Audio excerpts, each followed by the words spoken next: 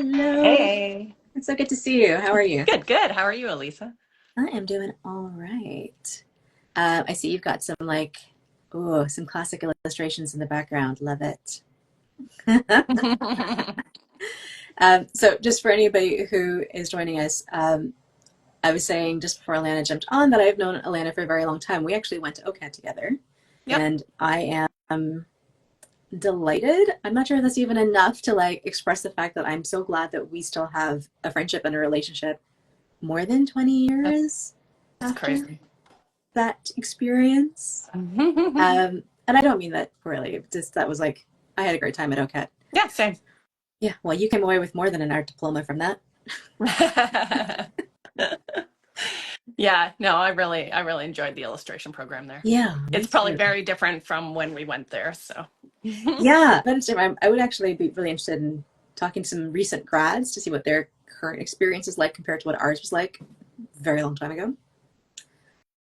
Anyway, let's jump in. So I'm going to start with some introductions, myself and then Alana, and then we are going to talk about Alana's daily routine.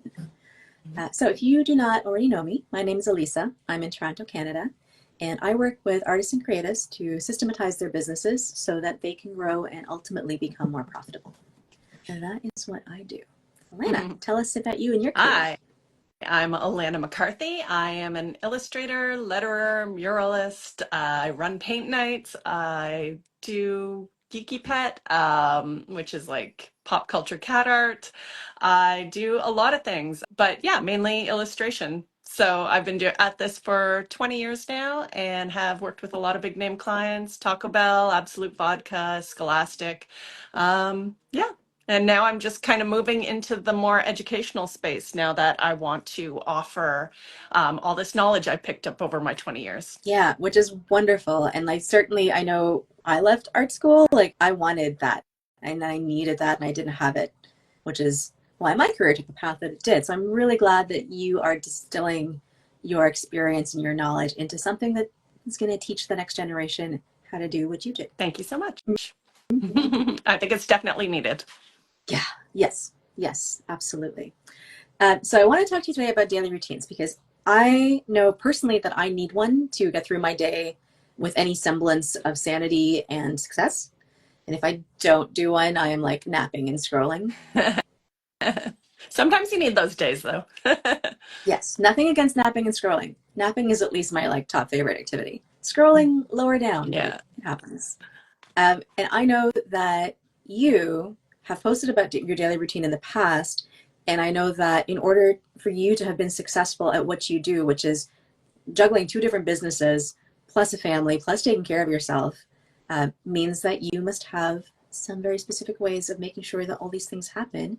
And I would love to hear something about that. Do you have a daily routine, Alana? Yes, Yes. definitely. Um, does it shift during the week, or is it pretty static?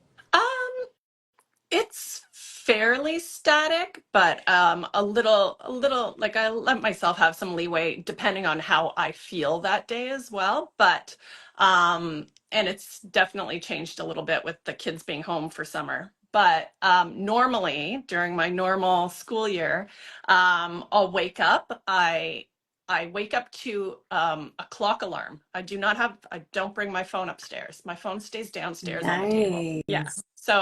So I'm not lying there in bed scrolling away for hours and then being like, crap, I should have gotten up. So no temptation. And then I have my shower, I come downstairs, I eat my breakfast. Then I'm allowed to go on my phone when I have my breakfast there. And then I start doing my makeup. So I'm a makeup kind of girl, just because then I'm ready for anything. If I have an idea pop in my head and I'm like, oh, I should record a reel about this, my Yeah. face is done. Yep. Yep. That's smart. And it gives me Mhm. confidence too. Like my mom was the same way. Yeah. And then, yeah, usually I'll walk the kids to school and then come back and I'll start my day. And I usually go on my computer first, catch up on any emails, any like quick admin stuff Hmm. that has to be Around done. what time are you starting your day? Like when you've come back from taking the kids to school? I come back around 8:30 and then I usually give myself half an hour to kind of settle in. And Hmm. then usually I try to get onto the computer by 9 a.m. Yeah, Hmm.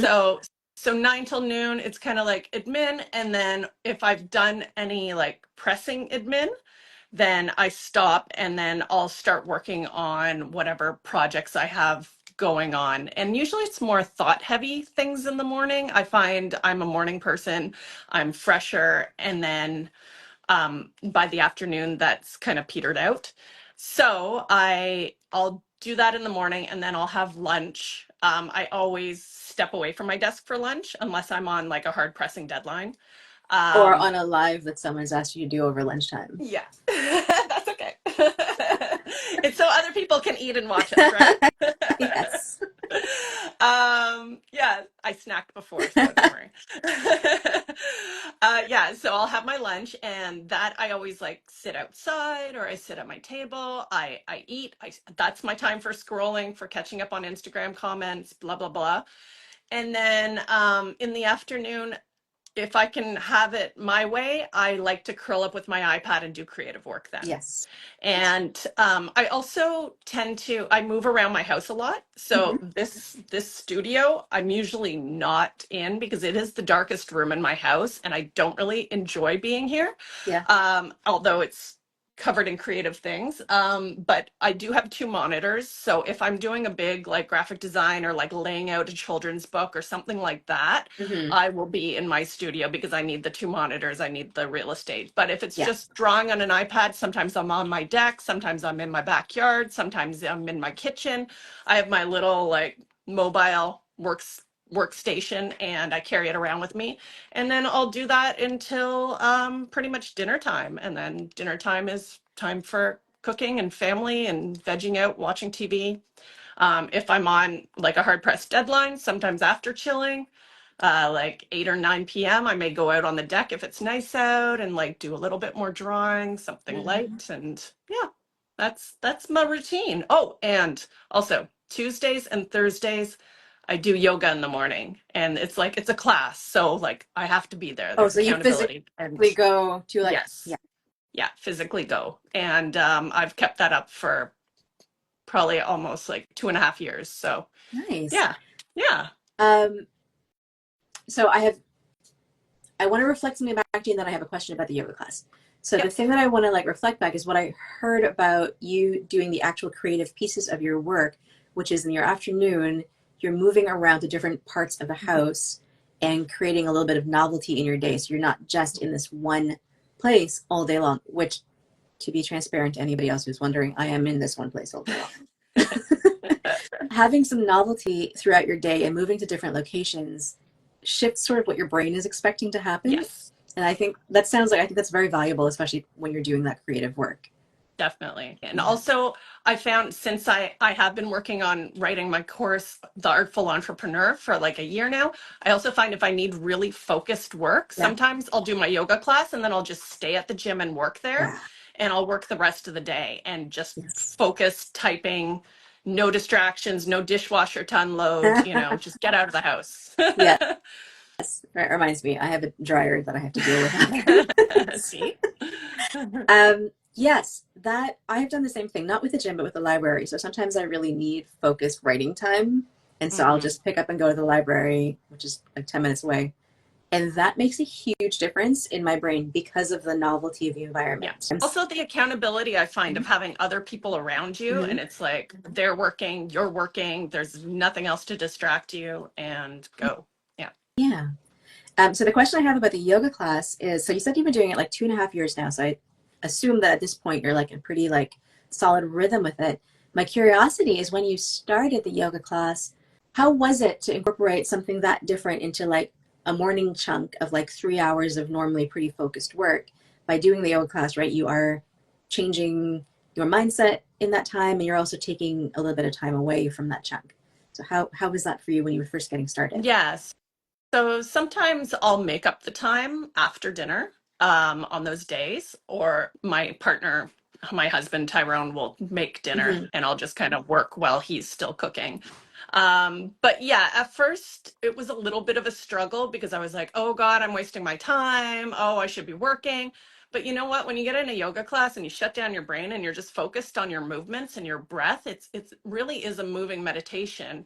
And I find it really revives me. So I come back, I have my lunch, and then I'm good to go. Really like sparks my creative brain and stuff. I just find it good for me on so many levels, and especially being above my 40s, all the cricks and cracks were starting, and Uh-huh. it has just completely cleared that up. And I have back issues, and those are great now too. So it's just helped me on so many levels. I consider it an essential part of my routine, and I schedule it on my calendar. I love that. You're right. I mean, this is the part that like I've noticed with you in the past to be like, Alana makes time to take care of herself. And as a solopreneur, that is so important because you're it. Like you're Yep. the thing, you're the business. So if you are not doing well, if you have backaches and you can't sit at your desk for more than 2 hours, that's going to impact what you do. Exactly, exactly. So it's definitely essential. And I mean, 2 times a week isn't a big commitment. I mean, one's hot yoga, so I'm there for like 2 hours, and then the other one is an hour. I just pop in, pop out, get sweaty, whatever. And maybe I'll throw in a third on a weekend sometimes. But yeah, two Yeah, times is not that big a deal. it's not. Like I think it's certainly for me, and I'm sure this is true for others as well. Like it can feel like, oh my God, I gotta stop and I gotta get dressed and I gotta go to the thing. It's so hard. Yeah. But honestly, 2 times a week is not No. And that's the key. The key possible. is making it a habit, making it a routine, Hmm. the accountability, well, at least all this for me, and also removing the roadblocks. So, face makeup on in the morning, showered, everything done, and anything that hits me during the day, I'm ready for. Yeah, that's a really good point. Coming back to that, the idea that like if you do need to step out of the house, you're good. You do need to record a reel, you're good. Mhm.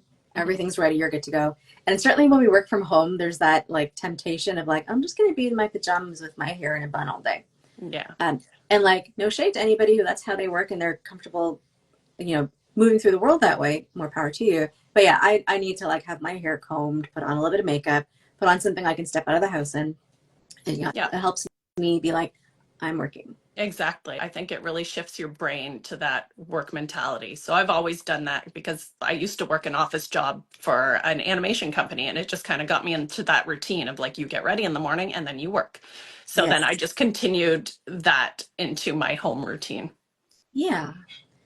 Um, when you were developing the current routine you have, what was that experience like? Did you have to experiment with different things, or were you able to like sort of find this thing kind of right away?